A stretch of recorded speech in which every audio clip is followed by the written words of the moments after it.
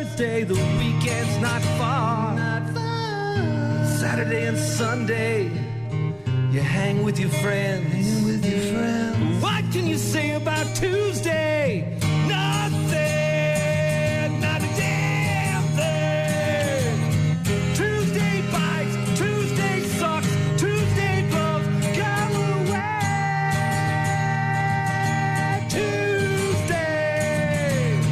Tuesday's crap, Tuesday's lame, Tuesday's dumb, go away. Tuesday, Saturday and Sunday, you hang with your friends. What can you say about Tuesday? Foggy start to the day, that's for damn sure. Oof, super foggy in some area. I mean, like super foggy. Soupy. Very foggy to start the day. 87 in the area later on. Some thunderstorms possible later on today, maybe afternoon. I got a brief rain in my neighborhood yesterday. Bro, brief. Yeah. It's like 20 minutes of hardcore rain. But if you looked on the radar, it wasn't even on there. Like, it was not even there. It was like, where is this? What is happening? Must have been just one cloud. I texted my wife and said, hey, could you park in front of my truck when you come home? I'm going to take the bike in the morning. And she said, okay, will do. Is it raining there? And I said, no. She said, it's pouring here. And then right after I got that text message, it started pouring at our house. Yeah, it was pouring, and then I looked at the radar, and I'm like, nothing should be happening right now. What's new on New Release Tuesday? We'll tell you about that. We'll obviously talk about the Olympics, recap yesterday's events and all that stuff. Grant Bills from the Wisco Sports Show going to join us later on this morning to talk about the Packers and the Brewers. We'll get to Three Ways with Scott Robert Shaw. Bad news, happy music. Get to our daily check-ins as well. If you need something, visit rockmornings.com. More of your Rock Mornings coming up in just a bit. Rock Mornings, Brian Jean, Scott Robert Shaw in the newsroom. What is the latest? Well, I'm just geeking out from the Olympics, I'll tell you. Watching some of the men's gymnastics yesterday. I don't know if you caught any of this. Oh, yeah. But when I tuned in, and I was kind of drifting a little bit in and out, taking a little nap, watching the Olympics. And I see the team all excited. They're running around high-fiving each other after a good performance by one of their team members, except for this one guy who's doesn't look like he belongs there at all. He's the dork with the glasses? Yeah, he's a skinny guy. Oh my he's God. not ripped. He's Love lanky. that guy. He's wearing glasses. He looks like a bookworm. They call him a specialist. Yeah, gymnasts are jumping around, high-fiving, but this guy's just sitting there all by himself. And he's wearing a uniform, so I realized, okay, he is a member of the team, but he looks like somebody who snuck into a frat party and just wants to drink the beer but doesn't want to talk to anybody, right? He's all over there by himself. But turns out he was an Olympic gymnast, and he was up next. His name is Steven Nodersick. Yep. And turns out he is a pommel horse specialist. It is the only event that he competes in. And getting ready, he takes off his glasses, Clark Kent style, and a switch gets flipped. And this guy dazzles on the pommel horse, got the highest score and propelled Team USA to a bronze medal. He was, of course, mobbed by his teammates, but his only goal at that time was to get his glasses back on his face. Yeah, that dude is America's new hero. Yep. Yesterday it was Bob the cap catcher. Now it's this guy. I just try to take my hat and I turn it around, and it's like a switch that goes on. And when the switch goes on, I feel like another person. I feel like a truck, like a machine. He feels like a machine. He looked Shaw. like a machine. He acted like a machine. And again, I said this It was yesterday. awesome. I said this yesterday. I think these are the coolest things about the Olympics for me. Yeah. The stories. The stories, right? You find out about people you never would have heard of because you know, what the hell do I know about pommel horse? It's a guy and they're on a balance beam with rings on it, and he swings around and almost hits his dick on that thing every single time he's swinging through there, and you're like, good Lord, man. You're putting your boys in danger every time you're swinging around that thing, and he's got his legs all out in his Dr. Denton PJs, and it's, what do you know? What do you know about guy? Guy's Superman. He's got his Clark Kent glasses on, right? Big old thick horn-rimmed glasses. Takes them off. Hold these for me. I'll be right back. I don't think he can see without them. And then he I goes don't out. think so Doesn't either. need to, right? It's all ESPN that he's got on the pommel horse. He doesn't need his glasses. He's like, I got this. Don't worry, bro. And I'm not doing anything else. Rings, running, jumping, No, swimming. that's not for me. None of that. No. I'm a pommel eating, horse guy. sleeping, drinking bowls of pommel horse all morning long with milk on top and some berries. That's all I'm doing. Guy is a specialist, and I love it, Shaw. First time they won a medal since 08, I think. What's his name, Steven? Yeah, Steven. Hey, Steve, we need you to... Nope, can't do it. Steven, pommel horse. Last name, pommel horse. First name, Steven. Right. I don't have time for any of your other shenanigans. No, we're going to a post-Olympic party? Sorry, I got more pommel horse to pommel. His last name is Nedoroscik. Nedoroscik. And he is... my favorite thing is watching people... It's the Stitch where they're watching... It's their reactions to watching him on it. I watched a bunch of videos last night of that, and the guy's, oh, yeah, you know he's into anime. You know he's in anime. Here comes a specialist. USA. Yeah, he's great. It was awesome. And the women get their turn tonight. Yes. So obviously, we'll talk more about the Olympics throughout this morning. Sure. Is there anything actual news-wise that's going on in the world? There is, yeah. I just had to share that with you. But, hey, I hear you, dude. I've been fascinated by some of the stuff going on. We watched the kayak stuff. Have you seen this, the slalom? The whitewater stuff? The slalom? So yeah, I did see some of that. They make like a rapid river. Yep. Look, I'm not discovering, new continents here. I'm rehashing things that have already happened in the Olympics, but I don't know how much of it I've ever watched in the past, but we watched a whole section of it yesterday, man, and these dudes are yoked. And they're like, all upper, like shoulders, and they're up there, and then they gotta go down it, and they gotta go through the green ones, and they gotta turn around and go back up in the red ones, and and they're like doing this, and they can't touch I don't know how they know where they're going. Bro, I have no idea.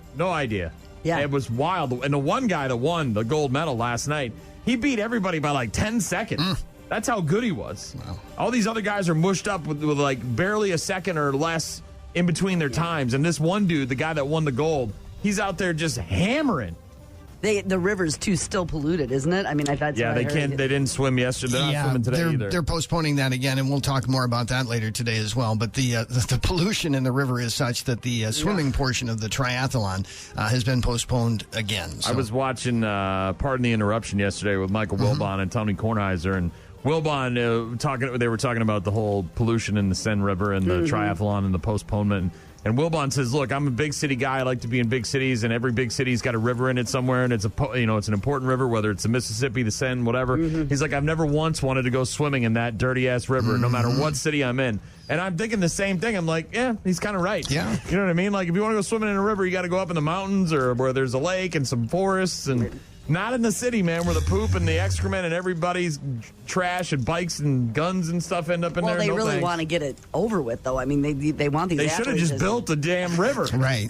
I mean, people have not been allowed to swim in that river for decades because of its uncleanliness, and all of a sudden they're going to put some prestigious athletes in there to see what they can do. I don't know. Well, and I like they've spent millions. Well, their proposal is, well, we'll wait a day and see if it gets better.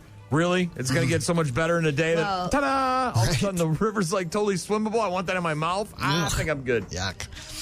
Multiple landslides triggered by torrential rains in southern India have killed 49 people and left many others feared trapped under the debris. The landslides hit hilly villages early today, destroying many houses and a bridge. They have yet to determine the full scope of the disaster. Rescuers were working to pull out those stuck under mud and debris, but their efforts have been hampered by blocked roads and unstable terrain.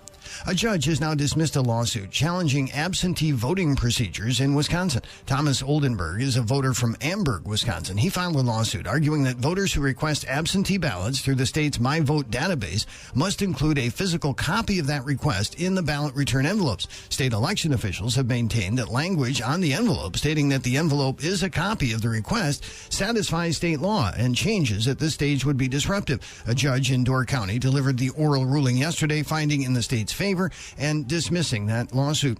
For more than 40 years, drivers in downtown La Crosse have not had to plug curbside parking meters. They can park on the street for free. But to help make up for the absence of meters and the revenue it generates, the city set up a parking utility, and downtown businesses are charged yearly fees to help pay for parking patrols. Assistant Police Chief Jason Melby says that charge in the coming year may come to just over $170,000. The $175,000 does offset some of the expense. We do have staff that patrol the downtown curb line on a regular basis for time parking, and the expenses associated with that is what the $175,000 is intended to offset. Melby tells the La Crosse Board of Public Works that use of the downtown parking ramps has gone down in recent years, so the city's collecting less money from ramp fees. The board approved the latest parking assessment plan at a meeting yesterday.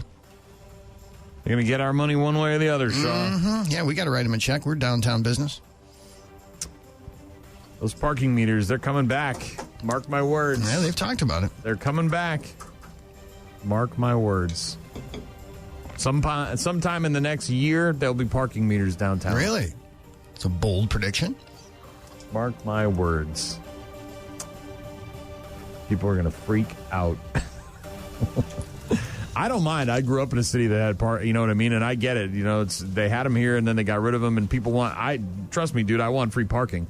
Don't get me wrong. Parking on the street, free, all that stuff. But, like, you go to any city in America that's, you know, considers itself a major city, they got parking meters or some kind of parking, you know. Some fee. Some fee to pay to park. A lot of them now, it's an app.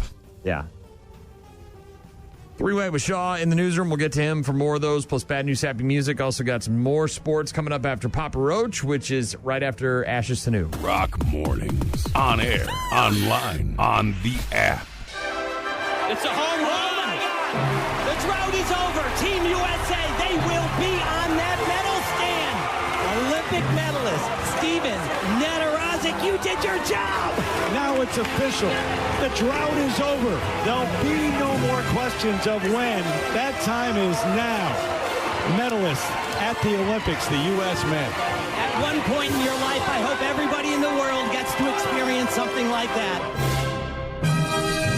Netarazic. And Netarazic. Then he's a meme instantly. Oh, it doesn't take very long. Nope.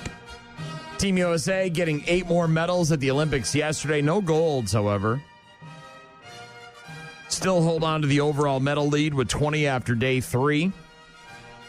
But if you go by the gold medal count, we ended up the day in 6th place. Japan was first with 6 golds, then France, China, Australia, South Korea with 5, and then the U.S. with only 3. But there's still many days left for us to get more gold.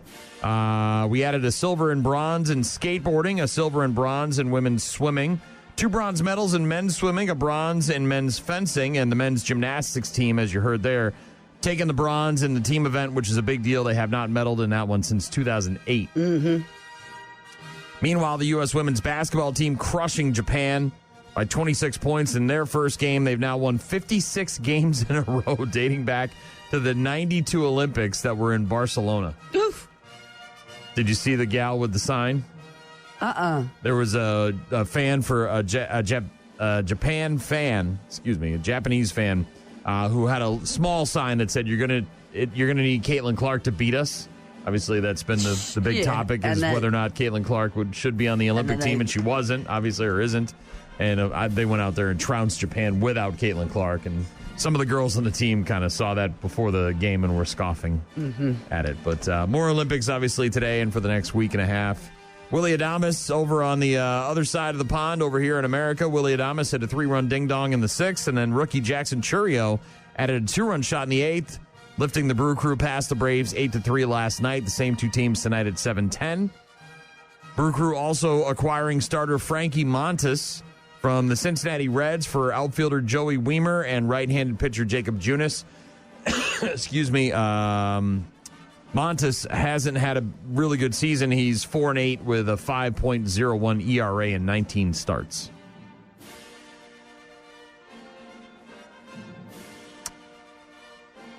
Speaking of Caitlin Clark. Yes. Obviously, a lot of people wanted her to be on the Olympic team. I don't know why you wouldn't pick her. She's good. It's not like she's not talented.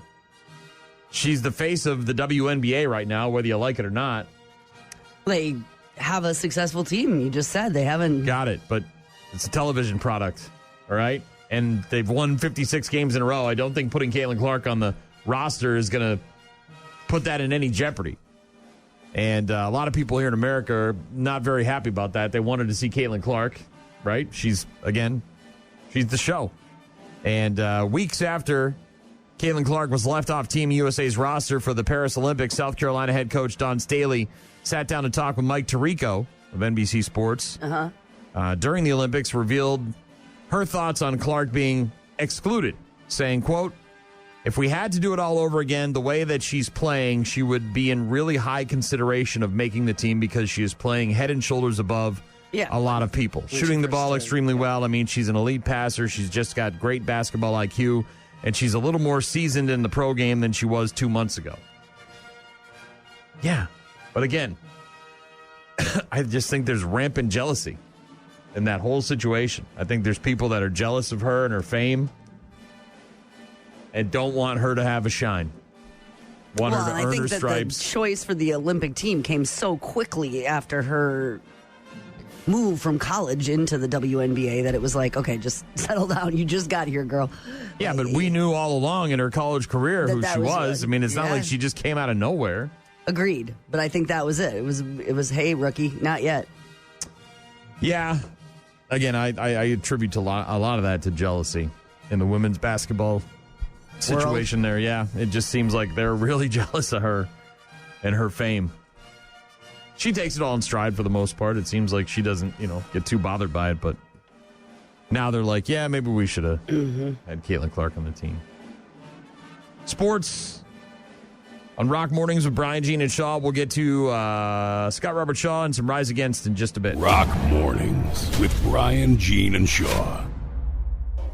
Oui, it is me, French male model Pierre Delhomme. Oh, are you sad today because your American swimmer could not catch up to our Leon Marchand? Maybe your swimmer had too many French fries, which, by the way, are not French. Stupid Americans, you made them up. Maybe you would know more about our food if you didn't visit Paris and instantly rush to the McDonald's to get a Royale with cheese. Because you saw it in Pulp Fiction. Oh, stupid Americans. I'll have another report for you tomorrow. In the meantime, why don't you go stuff your face with French toast? You made that one up too. Stupid Americans. Until tomorrow, au revoir. Reminiscent of Guy Ledouche from MXC. Remember that show, Shaw? I don't. You don't remember MXC? Uh-uh. Oh, God. What was it? So there was like an Asian, I don't even know. It was like a game show. And they had like dozens of people, like several teams. And they all wore different kinds of colored shirts and sweaters and helmets and stuff. And they had obstacle courses. And they were weird and funny. And it was from like the maybe late 80s, early 90s.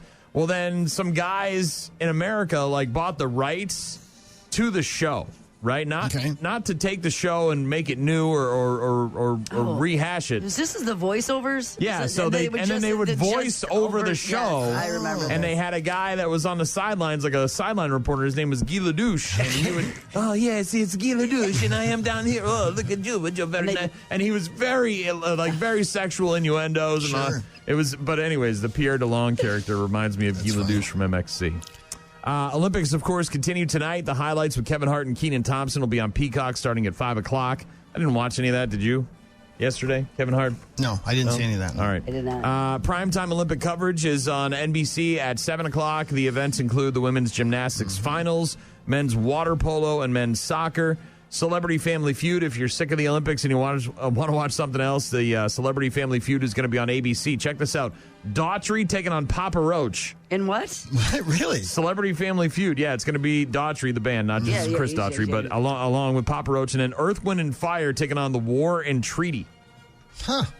Interesting. Yeah. That'll be on ABC tonight at 7 o'clock. It's also New Release Tuesday.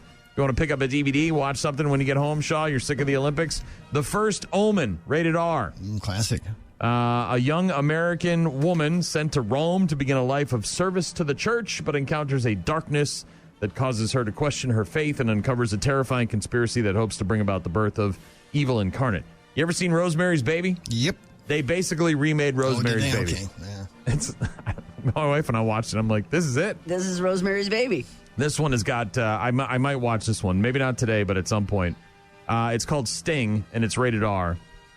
After raising an unnervingly talented spider in secret, 12-year-old Charlotte must face the facts about her pet and fight for her family's survival when the once charming creature rapidly transforms into a giant flesh-eating monster. What?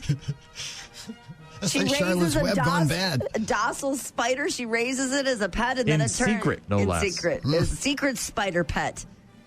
And the secret spider pet does not appreciate what Charlotte did for it. Nothing. After it turns around and starts trying to eat everybody. Spider.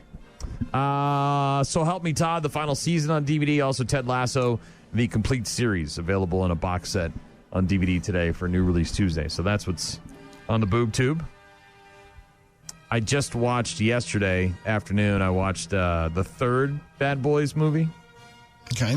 Because I started to watch the fourth one, and I'm like, crap, I don't remember what the hell happened in the third one. I remember the first two pretty well because they've been around for a long, long time, but I think I only watched the third one once. So I stopped about 20 minutes into the fourth one, and then I went and rewatched the third one, and then today I'll pick up the fourth one where I left off. You will be current then on all things Bad Boys. Yes, for life, Shaw. Mm-hmm. What you gonna do? What you gonna do when they come for you? Mike Lowry. Okay. Well, there was characters in the fourth one at the beginning, and I'm like, who the hell is that? And then he has like a flashback scene, and I'm like, crap. Now I got to go back and remind myself who these people are. Damn it. I knew I should have watched the third one. Anyways, other than that, I've been watching a lot of Olympics. Yeah, me too. A lot more than I expected. Mm-hmm. It's on, obviously during the day, like live. Right. And then the highlights at night. I prefer watching it during the day when it's actually happening because the coverage is more complete. It's not as chopped off as it is for the prepackaged primetime broadcast. Three-way with Shaw in the newsroom. What else is happening?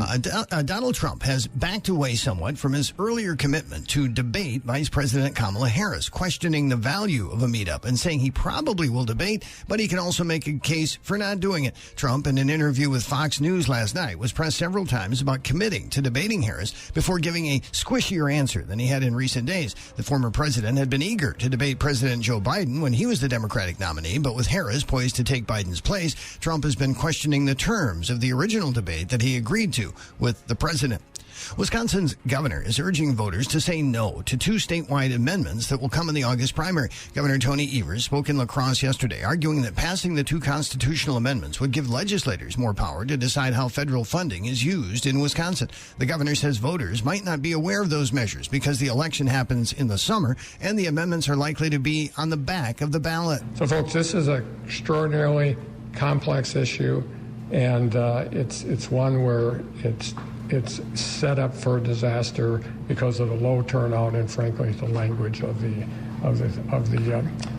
things that are happening there. I'm very excited about this vote that's coming up. If you haven't been able to tell from the monotone tone of my voice, it's really going to be exciting. You should get out and turn the thing down and then what? Yeah, Evers was joined by La Crosse area lawmakers during a news conference held at Larson's General Store downtown.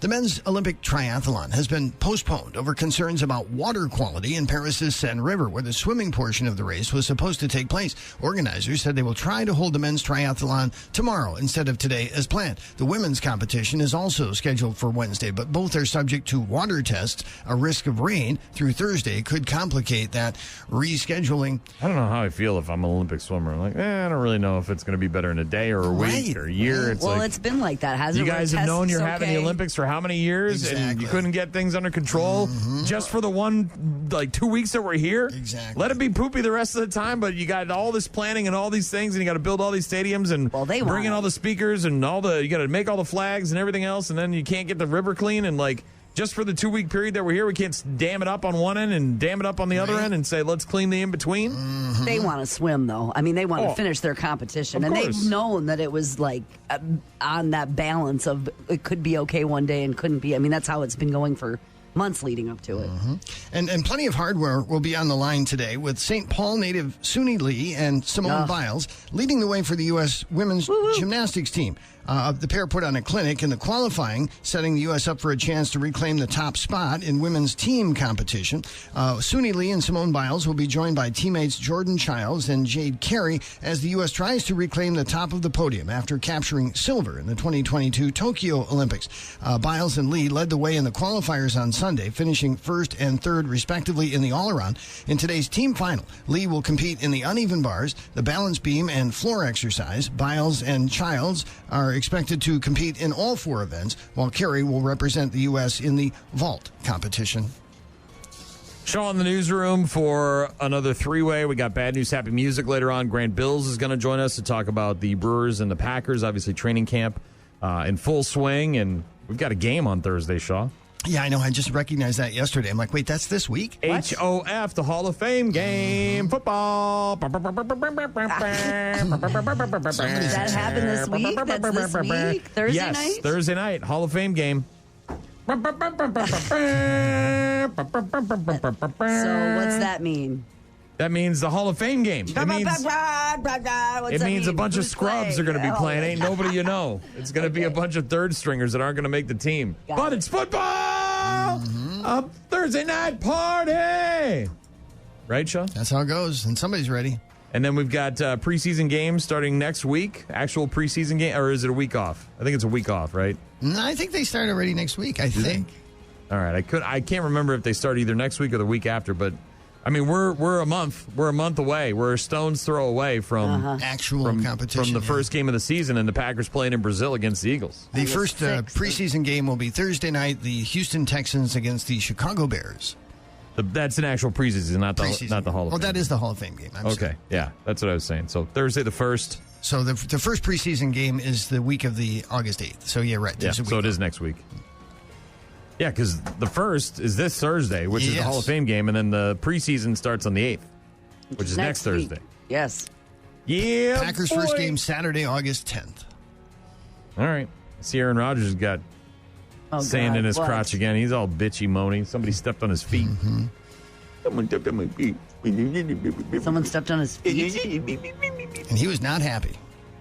Oh, like in line or something? Go drink some special tea and have a dark sit or whatever the hell it is you do. My foot. Yeah, ouchie on my foot. It's football, dude. Yeah. Aren't you glad you got rid of his ass? Rise Against now, Savior. Rock mornings. Only on 95.7 The Rock. Rise Against with Savior. It's Rock Mornings with Brian and Gene. Find us online at rockmornings.com. All of our contact info there. Daily podcast. Listen to the show live. Got a text from Brandon. Said, do they still do the condom giveaway at the Olympics? I believe so, yes. This was the first year since COVID that they've done it, though. They obviously took a break during COVID because they didn't want anybody doing anything with each other.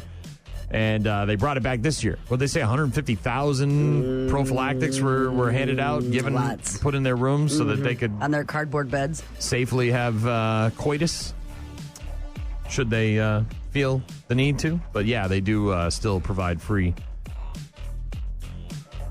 protection at the Olympics. I did see one guy got COVID already. Some British guy. I think he, 90 minutes after he competed, he get tested positive for COVID. Okay. Yeah. I mean, doesn't surprise me. No. Did you see the Egyptian fencer that she ended up losing? She beat the American, then she ended up losing, but she just announced she did this all 7 months pregnant. Oh, really? And kept it hidden and except to her, obviously, her family, her husband, and her trainer and stuff. But she was carrying a little Olympian along with her, 7 months pregnant, competing in fencing. You don't get any bonus points for that? No, you don't. You get extra person on the stage, I guess, but that's about it. All right. We'll get back to the Rock here in a bit with Fuel. Again, if you want to reach out and get in touch with us, visit rockmornings.com. Also got Scott Robert Shaw in the newsroom for another three-way in a bit. Bad News, Happy Music, and Grant Bill's going to join us from the Wisco Sports Show at about 8:25. Rock mornings, Monday to Friday, 6 to 9.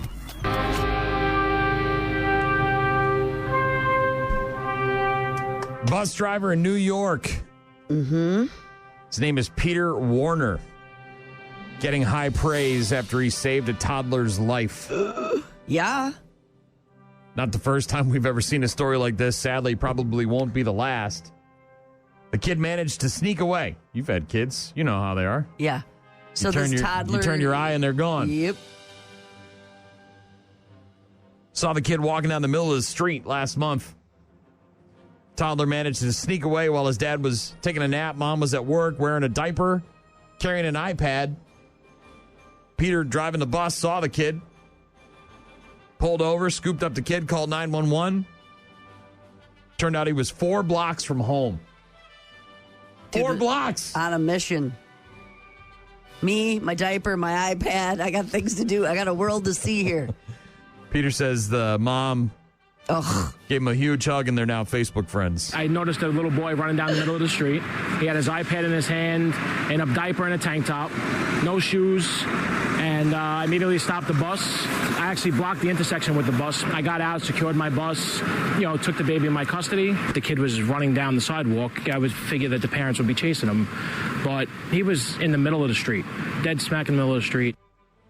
And there's video of it because the bus is an MTA bus, and it has video, to keep track of the drivers and the kids literally in the middle of the road, broad daylight, just right there in the middle, just walking. Oh my gosh! This, by the way, was on Staten Island in New York, so obviously very busy streets, a lot of cars, maybe not people paying attention. Said I noticed a little boy running down the middle of the street. He had his iPad in his hands, diaper and a tank top, no shoes. I immediately stopped the bus. Warner has been on the job for 13 years. This is the first time he's ever had an encounter like this. Cameras on his MTA bus capturing the moments that unfolded. Might have saved the child's life, obviously. Getting out. Mom at work. Dad having a little nap, right? Dad's never having a nap without all the things locked again. Dad is never napping again. Oh, my God. Man. Dude, so angry. He says, now we're friendly on Facebook. She comments on my kids' pictures and stuff like that, so we made a friendship out of it. Yeah. Ay, ay, ay. That poor dad, I feel so bad for that guy. He's like, lock man, all this the kid things. What are you doing? is killing me. I'm just trying to take a nap. 10 minutes, I'm just resting my eyes. And all of a sudden, pew, he takes off, and he's 4 blocks away. 4 blocks. Yeah. With little tiny steps, little tiny feet. Yeah. There's another hero out there in our midst. This time it's an 18-year-old girl in Canada. She saved 16 hikers and campers from a wildfire last week. Her name is Colleen Canole. She was working her summer job at a resort. She's also a volunteer firefighter. Did you hear me? She's an 18-year-old volunteer firefighter. I heard you. She knew the area very well, guided them out on a 4-hour hike in the middle of the night. That's how good she is at her job. The smoke was coming up from the mountainside. It was big. I had previously rode up a horse up to that lodge on that same trail. And throughout the way, me and my employer, my contractor, we had cut logs on the way up. And I made count. There was 67 logs. So they'd be 67 cut logs on the way down. And so I used my tracking skills, followed horse tracks, horse manure. I do it because at the end of the day, I know I'd want to go home and I'd want to have somebody there to help. In the middle of the night, by the way. Horse manure, horse tracks, middle of the night. This is in Jasper National Park. Colleen Canole says, I like to be able to help people. I like the fact that what I do in my work does good. Working a summer job as part of the kitchen staff at the Jasper Lodge. When an evacuation order was issued for the area, smoke was coming from the mountainside. It was big. Spread the word to the guests of the lodge, tracked down all the other people that were camping out in the area. Yeah. Rallied 16 people together for a 4-hour hike. We're going hiking in the dark. In treacherous terrain, no less, to safety. Yeah. Crazy, right? Counting logs and finding manure to get her way out. Did the damn thing, though. Yeah. Got Foo Fighters in a bit. Shaw will join us again, and apparently Grant Bills is on vacation, so we will not be talking to Grant Bills today. My apologies. I didn't know he was gone either. I'm bummed. I asked him last week. You were gone. I asked him about our guy, Ryan Krauser, the shot putter, and he had no idea who he was. I questioned Grant's patriotism because he doesn't... Not aware of the... Well, number one, he's not really interested in the Olympics. And number two, he had no idea who Ryan Krauser was. And I questioned whether or not he was a true citizen of this country. So we'll have to wait until he gets back from vacation next week before we find out if he actually did any investigation into Ryan Krauser. Rock Mornings with Brian, Gene, and Shaw. Now you can combine the flavors you love with the pampering you deserve. At Chipotle Spa and Salon, indulge in our unique Chipotle guacamole facials, packed with creamy avocados and diced onions to nourish and hydrate your skin. Try our refried beans mud mask, or indulge with our signature tortilla chip exfoliator for that smooth and radiant glow. And finally, relax with a hot salsa burrito massage, where you'll be wrapped in aluminum foil and given acupressure to soothe your muscles and spice up your day. Chipotle Spa and Salon, where beauty meets flavor. Apparently, Chipotle getting into the beauty products game. No, come on. Dude, everybody's doing everything now. Ranch, Hidden Valley Ranch, they got all sorts of stuff, right? They got clothing and shoes and all sorts of stuff. Mm-hmm. Chipotle is debuted its first ever beauty product, a burrito-proof lip stain that'll let you down some barbacoa and look fancy doing it, Shaw. They teamed up with Wonder Skin, a TikTok famous lip stain that's reportedly purchased every 15 seconds, and they're calling it Lipotle. One-of-a-kind type of makeup. Lipotle starts as a bold mask, then is wiped off, and I don't know, whatever. If you love Chipotle and Wonder Skin, then this is right up your alley. Well, it's a popular product, and they're just throwing their name on it because that is a thing now. People do that all the time. In other Chipotle news, you see this guy who got chased down by his boss with a gun at the Chipotle, allegedly. Guy worked there? Yeah, a Chipotle employee says his boss chased him at gunpoint because he didn't take out the trash. Oh. Now, I used to get yelled at for not taking out the trash, but my dad never pulled out a gun, at least not in that instance on me. But this guy says he did. You write a person up that forget to do that, face them down and pull a gun. That's otherworld. They might have to give me some medicine to help me sleep, because every time I close my eyes, I'm in that moment where I'm staring at death. Guy's got PTSD. This is in East Point, Georgia. A guy at a Chipotle down there says his manager chased him from the business and threatened his life at gunpoint because he forgot to take out all the trash before clocking out. Now the police down there are trying to track this manager down. The guy's name is Quentin Collins. Says he still can't believe what happened. I'm sure. I think it was his first day on the job. Wants to get written up. Doesn't want to get chased by his manager holding a gun. That seems like a simple request, doesn't it? Admits that he forgot to take out the trash as his shift ended at Chipotle. Says that his manager came out of nowhere with the gun and started chasing him around. In his first week of training, Shaw, at the restaurant. Probably going to switch jobs if that's me. I'm probably going to go somewhere else. Said he didn't have any run-ins with his manager before that, but then clocked out in a hurry to catch his bus, right? Got to get on the bus. Forgot about the bus runs on a thing. schedule. I got to be there on time or I can't catch the bus. Said his manager screamed at him about the trash not being taken out. Says he continued out the door to catch the bus. He said the manager then chased him down and threatened him at gunpoint. Manager became distracted by traffic and a nearby cop car, and that's when he got away. Customers have to have a meeting with HR. I don't think that manager's going to be working there anymore. That's not how we retain staff here at this restaurant. We don't retain staff. We hold them that here way. at gunpoint. So yeah, Chipotle. Tell all your friends it's a great place to work. Right. Eesh. I don't know, how much do they pay? I mean, let's be honest, Shaw. Probably $15 an hour. The right amount of money, I might do stuff at gunpoint.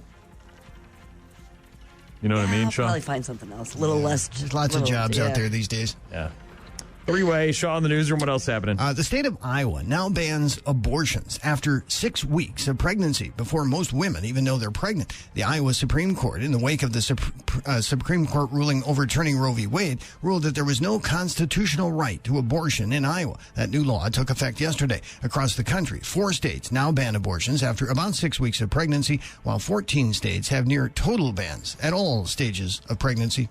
British police are questioning a suspect and working to understand what motivated a 17-year-old boy to attack children at a Taylor Swift-themed dance and yoga class, leaving 3 people dead and 6 in critical condition. A total of 8 other children and 2 adults were wounded in the rampage in northwest England. Both adults and 5 of the children are said to be in critical condition. So it's like a dance studio, and this guy shows up and starts attacking It was a people? Saturday morning dance class for little kids, and it was Taylor Swift themed. It was like a summer program, and Do they know if the intent was because of Taylor Swift, or was he just looking to hurt people? They haven't said anything, but the 17-year-old kid, and apparently the adults in the room that are in critical condition attempted to throw themselves in front of these kids. 2 kids are dead, right? And 5 are still in critical condition, plus the 2 adults. And they've got the kid in, he's been arrested. Yeah, a 17-year-old boy arrested on suspicion of murder and attempted murder. Taylor Swift said on Instagram she was completely in shock and still taking in the horror of the event. After being closed for nearly 2 months because of flooding, La Crosse's Pettibone Park is now completely open again. The entire park was closed to the public on July 2nd, but parts of the park had been closed before that. Receding water levels have allowed the entire park to reopen. Lots of people are watching the U.S. women's gymnastics team compete at the Olympic Games. Few are as interested as Jessie DeZiel. She is the head gymnastics coach at UW-Eau Claire and one of 3 members of the Team USA selection committee that picked the women's team, made up of 5 members and 2 alternates. In her 4 years at the helm of UW-Eau Claire Gymnastics, DeZiel has produced a national champion and 3 All-Americans. It's a big meal, a J.J. Watt size meal. Former NFL superstar J.J. Watt of Wisconsin has partnered with Culver's for a new meal to support his nonprofit foundation. Culver's will donate $1 for every J.J.'s Way meal sold to the J.J. Watt Foundation. The foundation has already raised over $7 million to support after-school athletic programs at middle schools across the country. This meal includes a Culver's Deluxe Burger, which has 2 patties. Oh, Shaw, that's not for you. I'm already out. You're out. A side of Culver's cheese curds, a root beer, and a turtle sundae. Ooh. That's a lot of food. That's enough for you and Mary to eat for a week. Oh, for sure. Sounds really good. It does sound good. Mm-hmm. And are those available at Culver's all throughout? I believe so, Wisconsin, or just a certain one? Or cheese curds, no, double I think patty. Throughout Culver's locations. Okay. And they start. Is it on the menu now, or is there? I believe so. Yeah, I think it just debuted yesterday. Gotcha. Yeah. That's good. Yeah. I like that. It's hitting all the classics right there. Can't go wrong with that. I kind of thought maybe there'd be a special burger. You know what I mean? Like a J.J. Watt style burger, like something that he maybe had a hand in creating. But all right. 3-Way with Shaw in the newsroom. We'll get back to him in just a bit. Also, sports coming up in a few. Right now, it is the Foo Fighters. Rock Mornings on 95.7 The Rock. Oh, I love this battle right here. This is a great rally right here between China and the U.S. right here. As you see, it don't stop to the casket drop. They rocking and rolling back and forth. Give me that. No, I need that. Nope, over here. Nope, over there. What about over there? Nope, what about there? Nope, give me that. I need that. That too. Nope, sit down somewhere. Get out. Wait a minute. Hold it. Way up in the sky. Now down. Back up. Over there. Now over here. Get out the way. Move. I told you we need that. That was a good point. Badminton. Snoop calling the badminton. Over here, over there, over here, over there. No, I need that. Over here, back over here. No, I told you I need that. By the way, on a great volley. That back and forth was nuts. Yeah. Snoop Dogg everywhere, all over the place. U.S. mascot. Commentary during a badminton match between U.S. and China, though, going viral. Give me that. No, need that. No, over here. Over there. Yeah. Let's see. What else? What else? Obviously, Steven Nadrosic, the pommel horse. A lot of people talking about that. Yeah, his removal of his glasses, I think, like hold my beer kind of thing. Right. And then being so, calm and now a meme with his eyes closed right before he does it. I'll be right there to rule. Just give me a Center minute. himself, yeah. You got a clean Google over there? Sure. Jules, Jules. Okay. Boyer, Bouyer. Bouyer.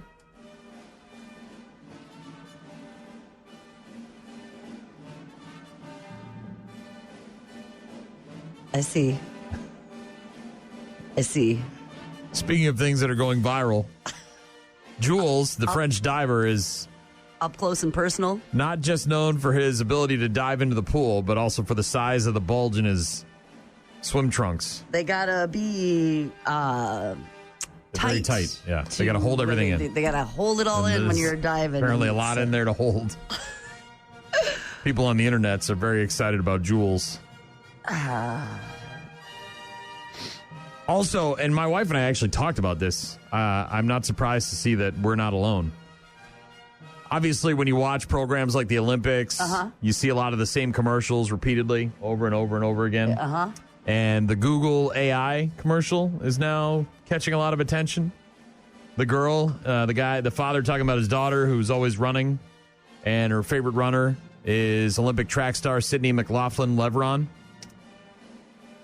And apparently he wants Google's Gemini chat to generate a letter from his daughter to Sydney, telling her how much he appreciates her and how much he likes her. And people are pissed about that. And I'm glad to see I'm not alone. I think it's stupid. First of all, you know me, I don't do AI. I think it's dumb. I think we're killing ourselves with this AI stuff. But if his daughter wants to write the letter, you mean? Like she emulates and loves this Olympic track star, shouldn't she want to write the letter herself as opposed to just letting some computer program spit out words that she didn't say? Yeah, people are very critical of this. So she wants to be like the runner? Is that it? She's like, yeah, so the father in the commercial is describing his daughter's love for American Olympic track star Sydney McLaughlin-Levrone. He then asks the Google chatbot, he does, not the daughter, to generate a letter from his daughter to Sydney.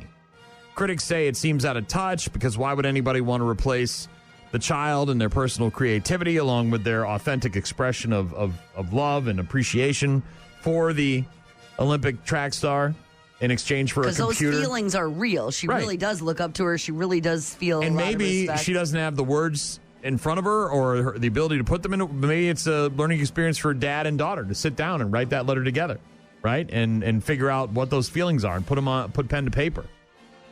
A comment online said, quote, the Google commercial where the dad has his daughter use AI to construct a note for her favorite athlete rather than encourage her to write what she actually wants to tell her hero takes a little chunk out of my soul every time I see it.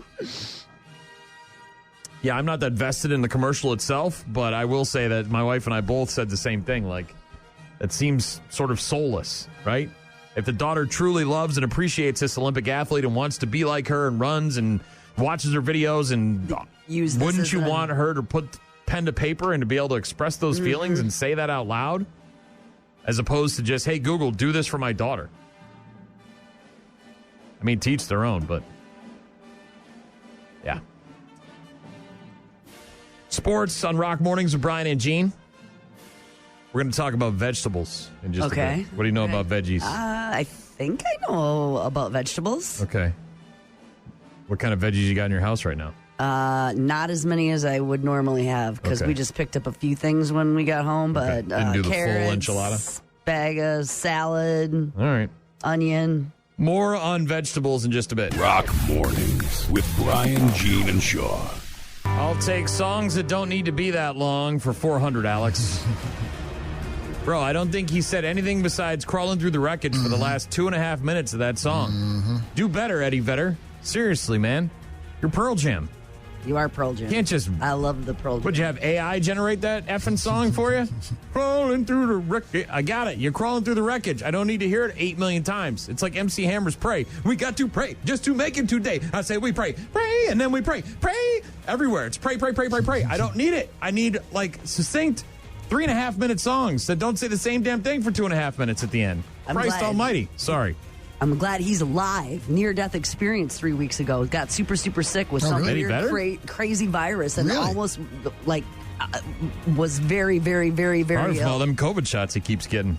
Isn't Very he sick. Mr. Super Duper COVID shot guy? I don't know. He had a near-death experience, hospital, and very frightening, and about 3 weeks ago, and came out the other side. So, I got a text from Corey. We were talking about the Olympics, obviously, Shaw, and talking about the Google AI ad. You've probably seen it. Yes. The runner, right? The Olympic runner and the daughter, and she's enamored with the Olympic runner and wants to, chase her dream. And so he turns to AI. So the dad, rather than encourage his daughter to be creative and to write a letter and to maybe sit down and work on those feelings and those words and those sentiments with his daughter, right? Have a learning, teaching experience with her.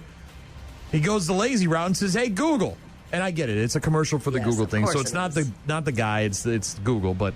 He says, "Hey, Google, write a letter for my daughter because she can't, say those things." Dear Sydney is called, I believe. And people are upset about that on the internet. And so I got a text about that, Shaw, from Corey. Okay. Said, "I'll tell you what I know about vegetables." That's what all the humans are going to turn into when AI takes over human interaction. People need to quit thinking AI is a good thing.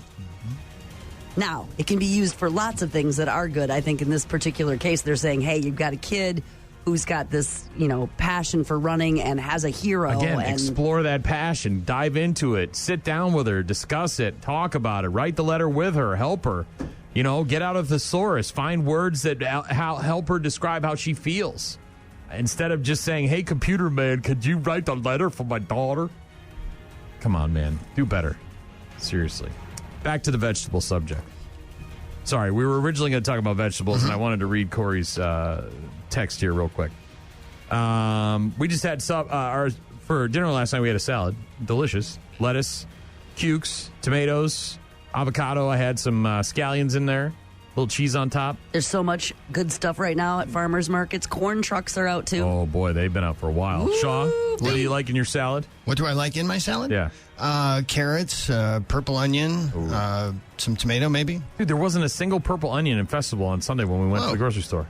Weird. That's normally what I put in my salad, but they didn't have any. And I was like, well, I don't want to put white onions in, so I got some scallions. But vegetables, how do you wash your vegetables? With water. Yeah. You can get water from the dishwasher, can't you? Not putting a cucumber in the dishwasher, but... Well, some people are, apparently. Okay. Washing your fruits and vegetables in the dishwasher is a new quote-unquote hack.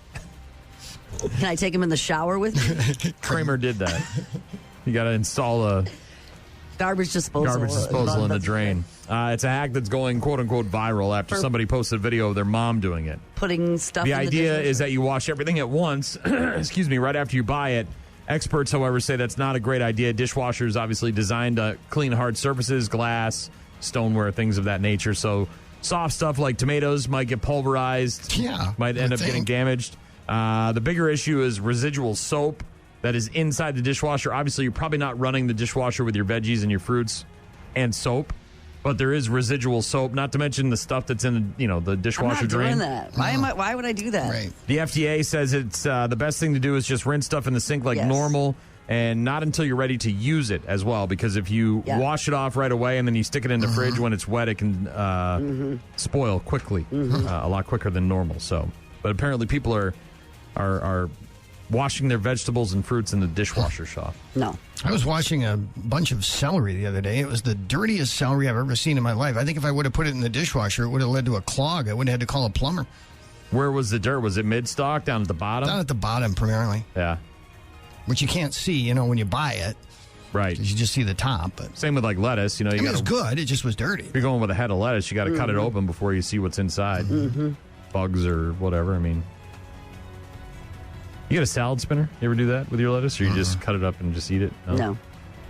It's like that's a process. I remember when I worked at a restaurant, we had a big one. It was like the size of like a 10-gallon bucket. It was huge. Had this big handle on the top. Yeah, and you just... No, thanks. Yeah, a lot of work. They sell those in a bag now, already done. Washed lettuce, yes. Yeah, then they get recalled for listeria or whatever. Right. So They do, though. Give me the one fresh out of the ground with some dirt on it. I'll be all right.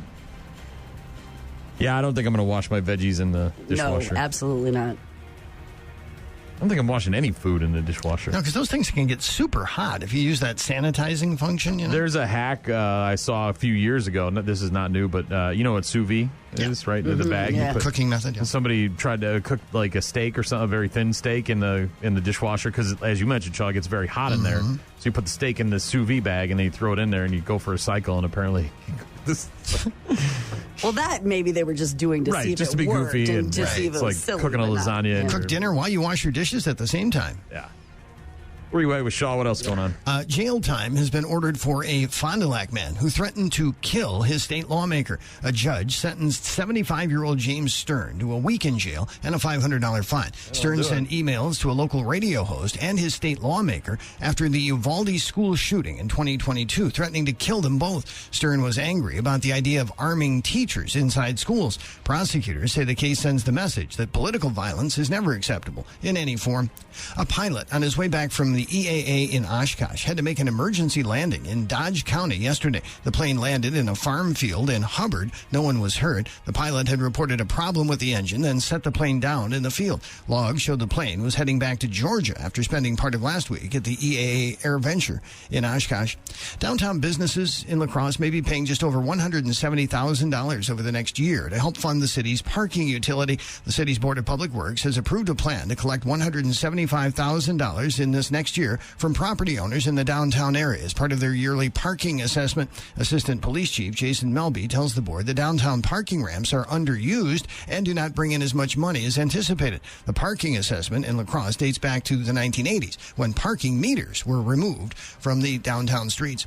A proposal in Iowa's capital city to cut back on the number of birds people can raise in their backyards has led to a chicken parade in protest. Residents who've had their feathers ruffled carried some of their chickens with them yesterday from the Iowa State House to City Hall. The organizers hatched the protest over a proposed ban on roosters and a proposed cut in the number of birds allowed from 30 to 12. They argue that their flocks feed families. The city has said the proposal arose because other residents are crying foul. The council is set to vote on August 5th. I see what you did there. Yeah. And Deadpool and Wolverine had a better Sunday than anticipated. Disney says the blockbuster film earned $211 million in its first weekend in theaters. That's $6 million more than was estimated on Sunday, putting Deadpool and Wolverine in a different league. The film now boasts the 6th highest opening weekend of all time, surpassing Jurassic World, which opened in 2015. I think it was... Looked like an avocado had sex with an older avocado. Thank you. I think it was the highest grossing R-rated movie opening weekend of all time. Yep, that too. Bad news, heavy music coming up a bit later on. Our daily check-ins. We'll get to some birthdays and stuff as well. Right now it's Metallica. Rock Mornings on your rock station. Rock Mornings with Brian and Gene. That is Metallica Until It Sleeps. A couple weeks away in the cities. Metallica. I think this weekend they're going to be in Foxborough, right? Then Chicago eventually, and then making their way to the Twin Cities. Twinnies. We got a show this weekend here in town. Big one. I just texted my guy, Ben. Yeah. To get confirmation on all the times. But Bush is coming to town. They're loaded, the Greatest Hits tour. So you're going to hear all their greatest hits. And they're going to be on stage with Jerry Cantrell of Alice in Chains, Candlebox, and Tim Montana this Saturday at Copeland Park and Event Center. Now, the weather on Saturday is going to be hot and steamy, so let's try to remember to drink and party responsibly on Saturday nights. All right, let's take that into account. Maintain and balance, of course. It cools off once the sun goes down as well. And you were talking to somebody yesterday, one of our coworkers, because it'll be Tim Montana to take the stage first. Yep. Is that the understanding? As far as right? I know, it'll be Tim Montana, then Candlebox, then Jerry Cantrell, and then Bush, obviously. So that's a huge lineup. Yeah. Tickets on sale at CopelandEvents.com. Ticket prices increase day of show, so if you're thinking of going, buy them online in advance and save a few bucks. We'll get to some Offspring in a couple of minutes and some birthdays. More of your Rock Mornings coming up in just a bit. The Offspring come out and play. Hilary Swank, 50. Best Actress Oscar for $1 Million Baby and Boys Don't Cry. A couple of powerful movies. Tom Green, 53. My bum is on the dog. My bum is on the cat. My bum is on the phone. My bum is all alone. The Bum Bum song. Might be the only guy to get mad when his office furniture gets cut up with a chainsaw by Jesse James Dupree. Tom Green. Tom Green. Yeah. Christopher Nolan is 54, the director of the Dark Knight trilogy. He also did Dunkirk, Memento, Inception, a bunch of others. Did a couple of movies. Terry Crews is 56. Who else by shaving gel is newer than a fresh pair of socks? No. Who? No. He was in the Old Spice commercials for a while. The muscles, the pecs. He was in the Expendables. No. He was the president in Idiocracy. No. No. No? Terry Crews? Maybe if I saw. Lisa Kudrow, 61. Smelly cat, what are they feeding you? Everybody! Smelly cat, it's not your fault. Phoebe on Friends, Lisa Kudrow, 61. Lawrence Fishburne is 63. You take the blue pill. The story ends. You wake up in your bed and believe whatever you want to believe. You take the red pill. You stay in Wonderland. And I show you how deep the rabbit hole goes. Oof. Yeah. No, thank you. The Matrix, John Wick, so many others. Lawrence Fishburne, 63. Richard Linklater. is 64. He directed Boyhood. He also did School of Rock and Dazed and Confused. I've got a hangover. Who knows what that means? Doesn't that mean you're drunk? No. No. It means I was drunk yesterday. Kate Bush is 66, the one-hit wonder. That guy on the internet got so mad at me. So funny.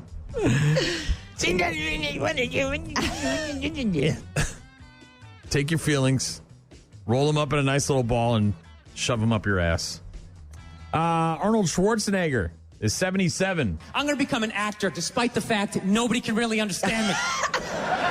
Against all odds, he starts making movies. Get down. There's a bomb. Get out of there. Becomes one of the biggest blockbuster stars of all time. What are you going to do next, Arnie? I think I'll marry a Kennedy. There's no way you can do that. Bam, he does it. Cherry on top, I'm running for governor of a state I can't even pronounce, and he wins the election. Why wouldn't this guy think he couldn't bang his maid in his own bed and get away with it? Arnold, 77. Friday night, Rivoli Theater, downtown La Crosse. Arnold's birthday bash, double feature. You voted on our website. We tallied the votes. It was Predator and The Running Man. Those are the top two vote getters. Very good ones. I had several people ask why there wasn't more movies to choose from. Basically, the theater only has access to certain ones. The ability to get certain films based on which movies are available. So, yeah. But Friday night, get your tickets at Rivoli.net. It's going to be a hell of a good time. Also turning 77 today, William Atherton. You might know him as the EPA Inspector Walter Peck in the Ghostbusters films. He was also the reporter Richard Thornburg in the Die Hard movies. Everything was fine with our system until the power grid was shut off by Dickless here. They caused an explosion. Is this true? Yes, it's true. This man has no dick.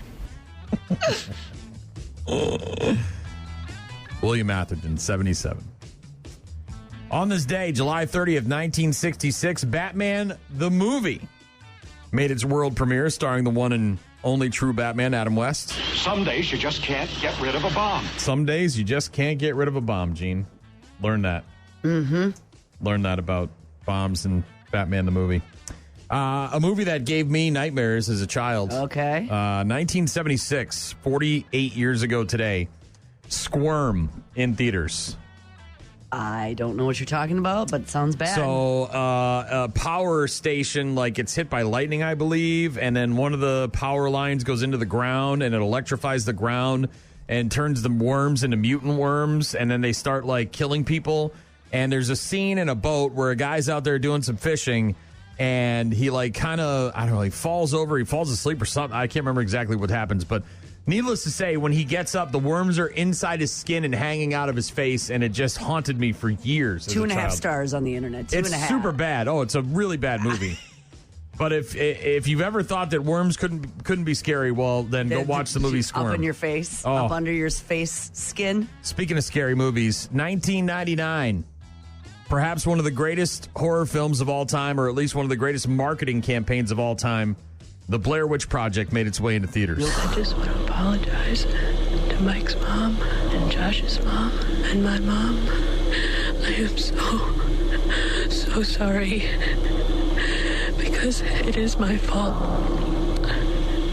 Because it was my project.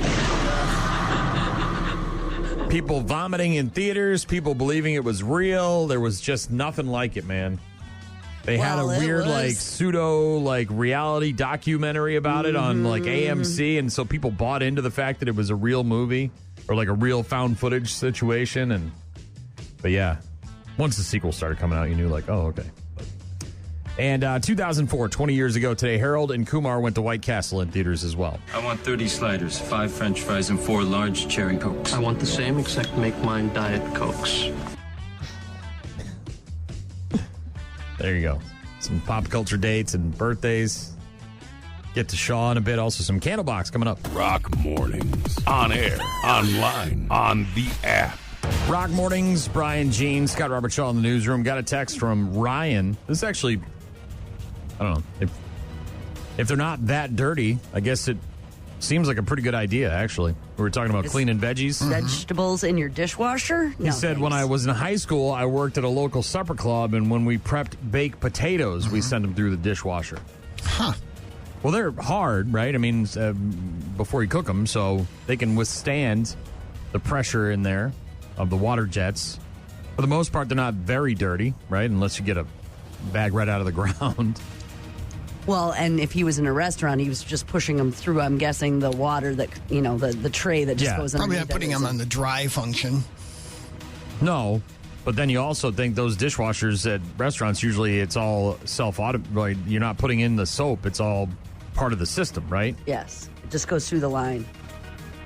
Also, Doc trying to help Gene recognize who Terry Crews is. It's his birthday today, Shaw.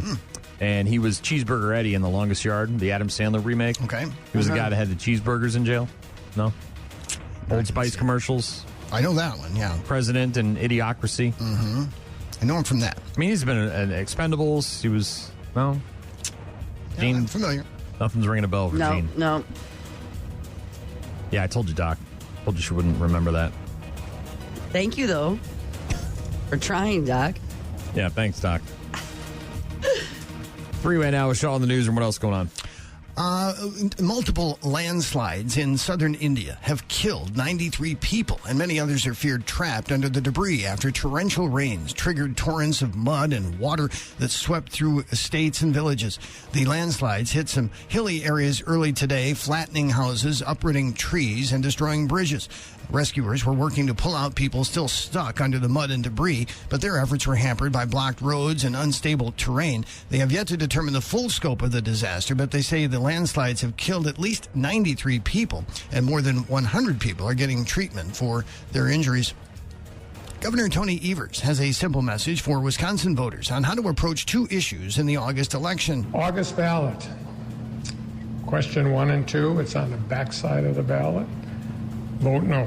Evers spoke at Larson's General Store in La Crosse yesterday against two proposed amendments to the state constitution. Opponents of the amendments argue that passage would give legislators more power than the governor in distributing federal money.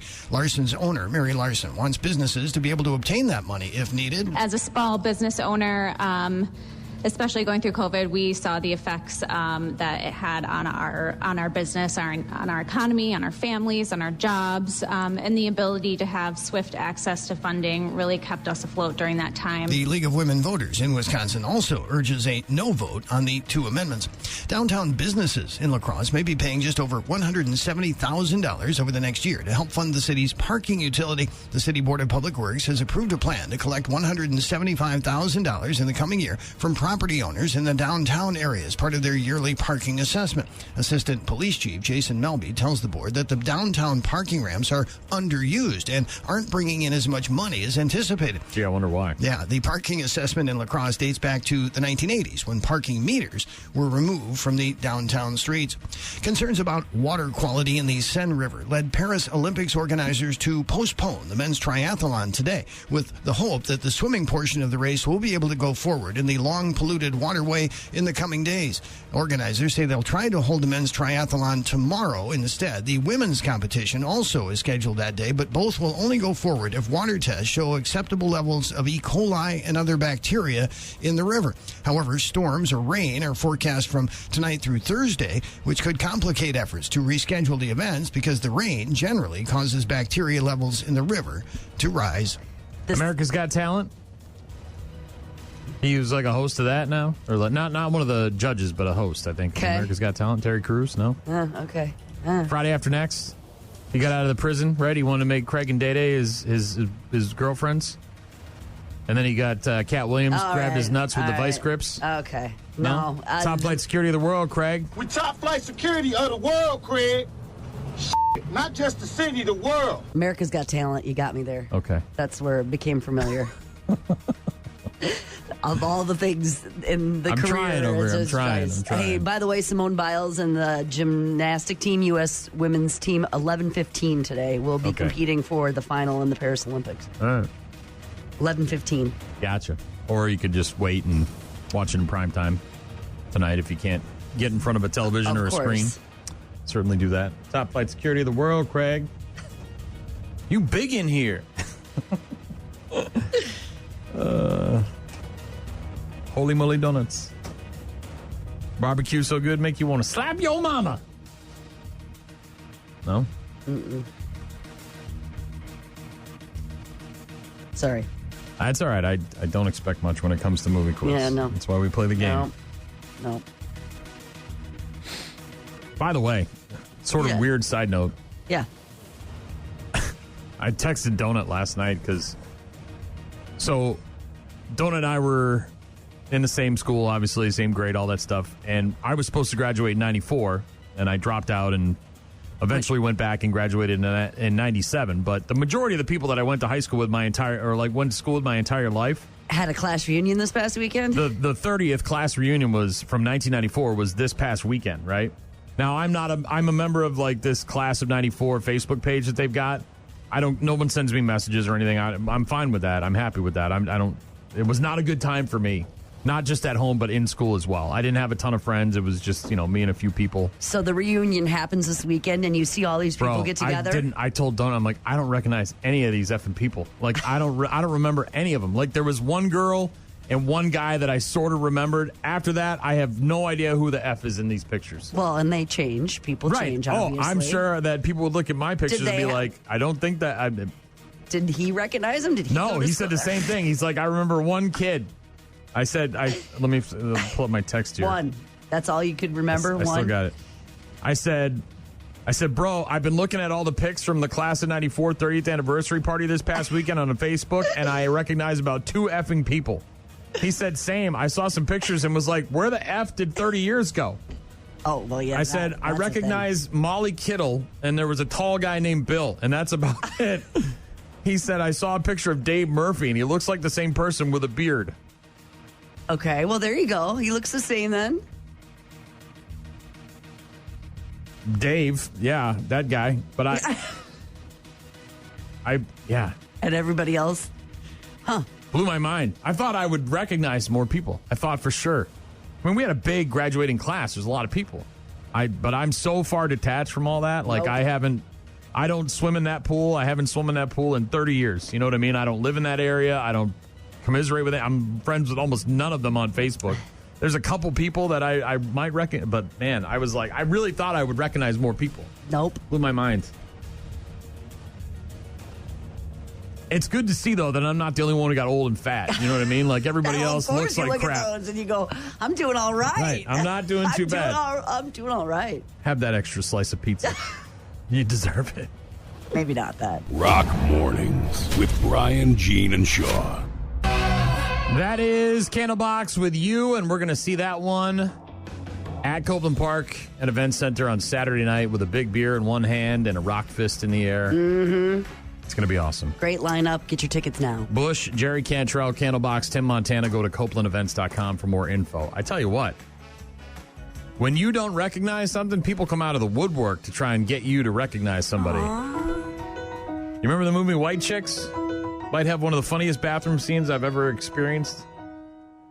There's Jeff Daniels in Dumb and Dumber. You know the scene, right?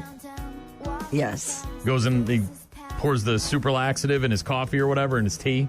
Then he goes to pick up Mary Samsonite, and he has to go to the bathroom, and the toilet's broken, and that scene is so funny. But in White Chicks, there's another very funny scene in a bathroom. Move, bitch.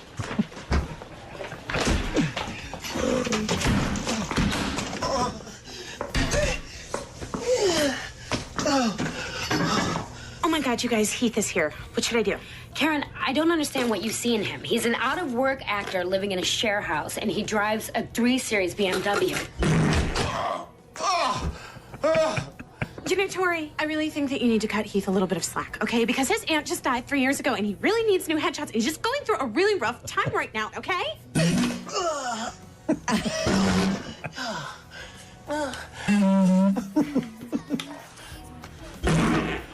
You okay? Oh, man. So funny. A lot of people texting in trying to remind you who Terry Crews is. He was in the movie White Chicks. Okay. And he loved Vanessa Carlton's 1,000 Miles. doing some research, I just realized that him and his wife, by the way, Rebecca King Cruz, have been married 35 years. He was on Brooklyn Nine-Nine or 911 or whatever the hell that show was. They have 5 children together. He also was a big proponent of the Me Too movement, if you remember correctly, because he also was sexually assaulted in Hollywood. And you look at a guy like Terry Crews, you're like, dude's yoked, right? He's got muscles on muscles, and you're like, who's going to mess with that dude? And it happened. And that was important to that movement. Kristen said, hello, Brian and Gene. Terry Crews was in Brooklyn Nine-Nine with Andy Samberg. Does that help? Lucas texted in and said, maybe this will ring a bell. Terry Crews was in White Chicks. Hey there, White Chocolate. Also played Chris's dad in Everybody Hates Chris. Rob said Terry Crews is now hosting America's Got Talent, if that helps. It does help. Yeah. Susan said, tell Gene he was the Making My Way Downtown guy in White Chicks.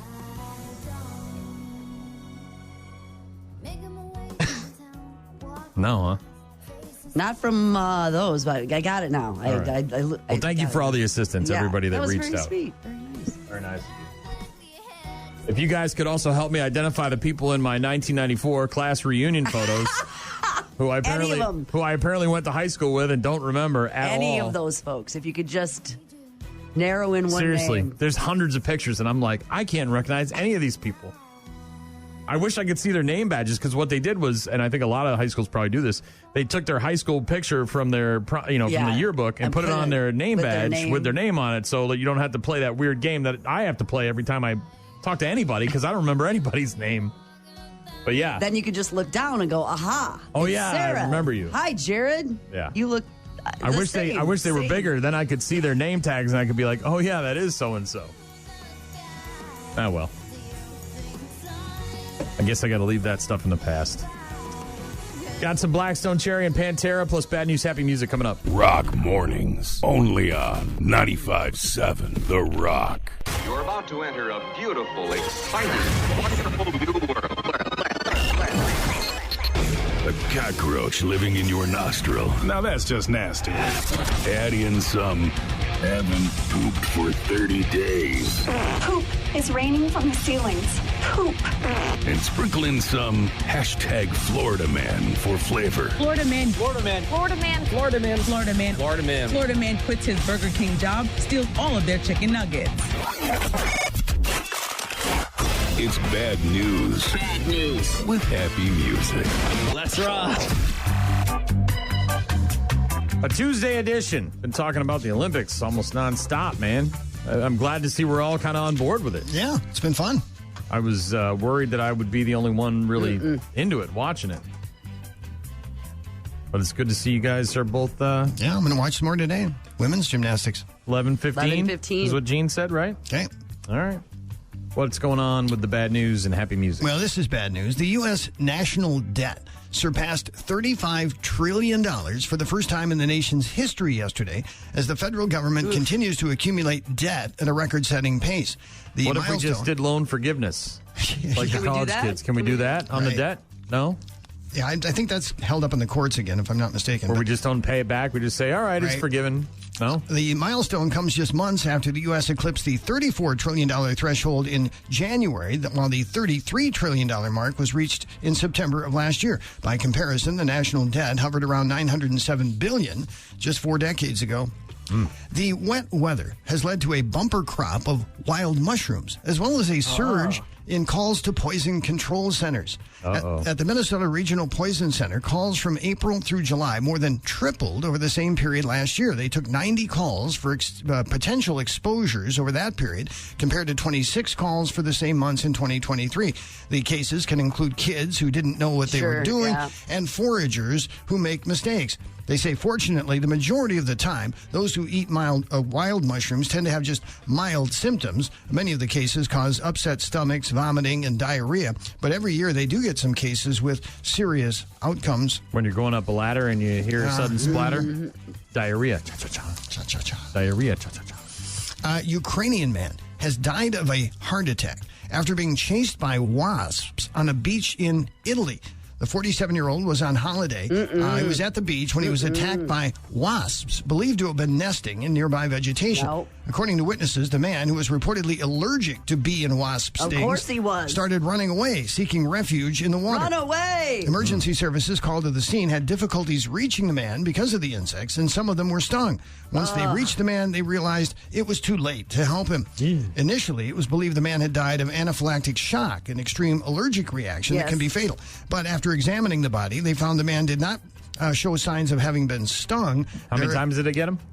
It doesn't look like they got him. The man apparently died of a heart attack caused by his fear of being stung. Then the wasps were like, well, we did our job. We don't need to sting him. Let's go back to base. Out in my yard last night, and I looked up, and there must be a wasp nest underneath my neighbor's, eaves?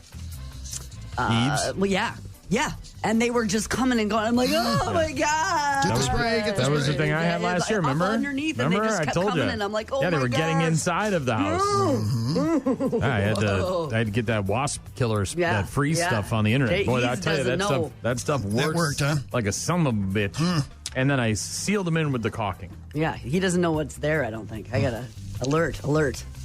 By now, we recognize the name Miles Hudson, the driver of the infamous Dodge Charger Hellcat, known as the Belltown Hellcat, for its loud revving and speeding in Seattle, Washington. Well, he's not making so much noise these days. He was booked into jail yesterday. He appeared at the Seattle court hearing on charges connected to his driving, as well as charges of stalking and disclosing intimate images without consent. The judge set bail at $5,000 for the stalking case and $2,500 for the reckless driving case. Did he appear for those by Zoom as well? No, he did show up. The judge also barred him from posting any content on Instagram, where he has more than 700,000 followers, or on the live stream platform Twitch. They really hate this guy. His Instagram following has grown as more complaints and financial penalties have mounted against him and his Hellcat muscle car that he used to rev and loudly drive through Seattle, often during late hours of the night. He was barred from driving the car in April, but continued posting videos of other people driving the car and revving it loudly.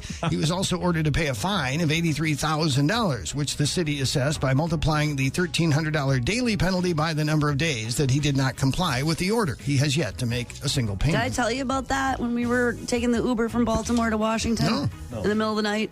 Because the Amtrak wasn't running that late. After our flight delay, we're driving, and it's just the road is packed. It's Sunday night at 1:30 in the morning, and I'm like, "Is it always like this?" And the guy's like, "Yeah, kind of." And these two Hellcats come out of nowhere, and they are going around all of the traffic, right on the edges of the road, and clearly racing. We were doing 85 miles an hour, and it was like we were standing still, man. Shaw. And it's 1:30 in the morning, and they are darting around and in, and they race. And he goes, "That happens all the time." I'm like, "What?" So apparently, this guy in Seattle is not alone. No, I guess not, huh? A thing. Those Hellcat dudes are just... They got boners for their cars real bad. Yes. They just can't get enough of it. They want to put the car right up their rear end. Yeah. They just can't. Oh, my gosh. But they're going around and like this and just... Through heavy traffic. Yeah. At 1:30 in the morning on a Sunday night. Just crazy. 100 miles an hour. Easy. An Oklahoma couple who went missing while diving were rescued after nearly 40 hours at sea. Nope. Something that family and friends say is nothing short of a miracle. Nope. Kim and Nathan Maker spent 38 hours floating in the water off the Texas coast, waiting for someone to rescue them. Floating? Yeah, they were diving with a group when a storm blew in. Fellow divers made it back to the boat, but the Makers started drifting. So they just left them out there? Yeah. Well, they tried to get to them. A huge swell came in and engulfed the pair. When the swell rolled out, they were nowhere to be found. Despite the conditions, the other divers went searching for their missing friends. They did go searching. But when they had to leave, the U.S. Coast Guard took over the search. All right, as long as another boat showed up. Yeah. After a day with no luck in finding the couple, their family was losing hope. They prayed, but those prayers were answered when the couple were spotted by a plane flying over the Gulf of Mexico. The Coast Guard sent a ship to rescue the couple just 8 hours before their family says the surge would have been called off. They're currently in a hospital with jellyfish stings and sunburns, but both the man and his wife are expected to be okay. Dude. The search lasted 36 hours and spanned more than 1,600 square miles. Just floating? Floating. Did they have life jackets on? I believe they did, yes. Oh, my God. But still, They had no boat. Nightmare. Absolute 1,000,000% nightmare. Yep. I would be on edge forever. I don't know if I could ever take Recover enough from meds. that, yeah. I don't think I could take enough meds to come down from that. Dude, and night comes, so now it's dark and you're floating in the ocean. The only saving grace is you have another person there with you. The only thing worse is you're there by yourself. Good Lord. 40 hours. Oh, my God. And you're floating together and you're like holding on for dear life in the darkness. Never. Middle of the ocean. Never, not once. In the middle of the ocean. Right. Absolute panic situation. Total nightmare. We've all heard stories about the creative ways that people have tried to hide their drug stash. And then there's this lady. Cops in Florida pulled over a car, and when they saw the driver wasn't wearing a seatbelt. During the traffic stop, they noticed that the passenger was moving things around suspiciously. The 41-year-old woman, who was named Lauren Riley, cops spotted drug paraphernalia, so they conducted a full search of the vehicle. Yeah, you got to. Inside her purse, they found a bag that was labeled, quote, bag of drugs. Yeah. It contained crack cocaine, powdered cocaine, crystal meth, Xanax pills, and other drugs. There was also a needle, straws, a metal spoon, and 4 glass pipes. It was accurately labeled. Maybe she's got a lot of bags with a lot of different stuff, and she needed to tell it apart. Like it's like one of those bag of hairpins, bag of drugs, bag of pencils. It's like those pill things for the weekly pill portion or whatever the hell that thing is. She's now in jail, and her bag of drugs is being held in a police evidence locker. I don't want to get it confused with my bag of chapstick. Right, exactly. Right. Yeah. And here's another story out of Florida, which begins with this quote. Have you ever been screwed in the ass? That's what a 40-year-old woman allegedly asked her daughter before using an electric screwdriver to put a screw into the 12-year-old victim's rear end. She screwed the 12-year-old with a power tool. Like where in the ass? Like cheek. Jacelyn Gazinski and 3 children were hanging picture frames at their Florida home when she used an electric screw gun and screwed a nail into the victim's left side buttocks. Was it meant to be a joke? I don't know. But it's not to police. Questioned by police about this, she said that when the girl walked past her, she asked the victim, who is her 12-year-old, about getting a screw in her backside. She placed the screw gun on the girl's left buttock cheek and pressed down on the trigger, driving the screw into her buttocks. That left a visible mark, and the nail or the screw was still stuck in the girl's body until she took it out. Mom was arrested by police in St. Petersburg and charged with felony child abuse. The Mother of the Year award. Yeah, right, exactly. In Florida. Wow. Bring the full ass clapping. The full ass clapping, Gene. Mm-hmm. Not screwing. No. That's a whole nother thing. I want my own ass. I want my own ass. That's a whole other thing, Shaw. Wipes his own ass. Mm-hmm. Yeah. No. Right. First of all, you don't even ask that question, right? What would cause you to even consider it? I mean, how does that pop into your head? I don't know. I mean, funny joke thing, you're like, ha, ha, ha. Yeah, but it causes injury. Oh, I know, but this is like, what are you doing? Kobe, how my ass tastes. Everybody, Kobe, how my ass tastes. Yeah. Mother of the Year. Wow.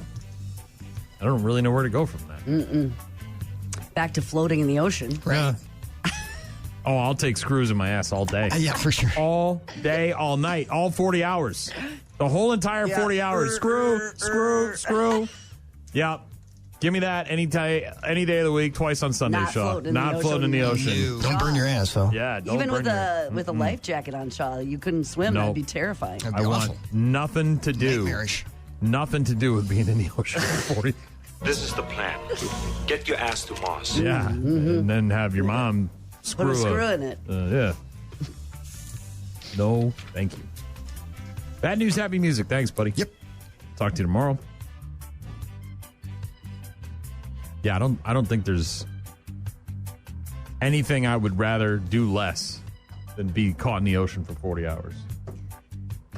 I would rather clean every grease trap and every single restaurant in downtown La Crosse with my bare hands than be lost in the ocean for 40 hours. Lost in the ocean. Not where you can see shore, like middle of the ocean. Like there is no land. Have you ever cleaned a grease trap? Do you know what that's like? I know what that's like, but you'd still rather do that. I would rather clean out a septic tank in someone's backyard with my bare hands. One little bare hand scoop at a time. Up the ladder, down the ladder. Up the ladder, down the ladder. Then be stuck in the ocean for 40 hours. Jellyfish stings and I don't even... The jellyfish, don't... Whatever. That shark thing, man, I can't... It's like... It's in my genes, my genetics. Just floating I can't like a do little it. Human bobber. Oh, God. Chum. I'm like chum. Rock mornings. Monday to Friday, 6 to 9. Call. Hello? Email. I tried emailing you. Text. So many ways to check in with us. Check. We rely on you guys for traffic updates, requests, and all sorts of other stuff. Check this out. Visit our website, rockmornings.com, for all of our contact info. I got a text from Autumn, my guy, the truck driver. It says, white chicks. I said, I remember it. She won't. I was right. I do appreciate everybody going to the extra effort to help me, though. Remember who Terry Crews is? Yes, to help me, process that. I appreciate that. My guy Jake over at Twisted Skull Tattoo Studios. Yes, what's Jake saying? We were talking about washing your vegetables in the dishwasher. Yeah. And he texted in vegetable lasagna. And I said, that ain't lasagna. Lasagna has meat. And he said, Seinfeld, fool. Remember the plane? Putty and Elaine were breaking up and getting back together. And she sat next to the guy. Was he from Czechoslovakia or whatever? She called him vegetable lasagna. I guess Me and vegetable lasagna over here. I do remember that, Jake. I wasn't the first thing that popped into my head. Sorry. Chad texted in and said, would you rather go on an airplane or be out in the ocean? Well, that's easy. Airplane. I don't want to do either, but man, I'll get on all the flights. I'll go from one to the next to the next to the next. I'll wait in the airport for 9,000 hours. I'll get stuck on the tarmac. I'll be a joyous occasion. Praise the Lord. Praise the Lord. But not bobbing around in the ocean want like nothing to do with the ocean at all. I want zero. And that's been since day one. Yeah. That is not something new. That ain't fresh. Give you a whole day in a tarmac. 40 hours on the tarmac, trapped in the tube. Fine. Crying baby. Give me the diarrhea plane, the biohazard plane. Did you hear about this one? The United Airlines, somebody had vomit and diarrhea and it was all over the place. Give me that. I'll take that any day over bobbing around in the ocean for 40 hours. Lost in the dark. At sea. In the dark. Oh. I want nothing to do with that at all. Grin from Eau Claire said something in the drinking water in Florida. Yeah, I mean, it's been like that forever. Yeah, it's like that. A lot of people trying to get you to remember who Terry Crews is. Sarah said he was in Blended, the Adam Sandler movie, Blended. Terry Crews, Brooklyn Nine-Nine with Andy Samberg. That was from Kristen. Lucas and a bunch of other people said he was in White Chicks. Ryan earlier said, when I was in high school, I worked at a local supper club, and when we prepped the baked potatoes, we sent them through the dishwasher. That's how they cleaned them. Seen that. Heard of that.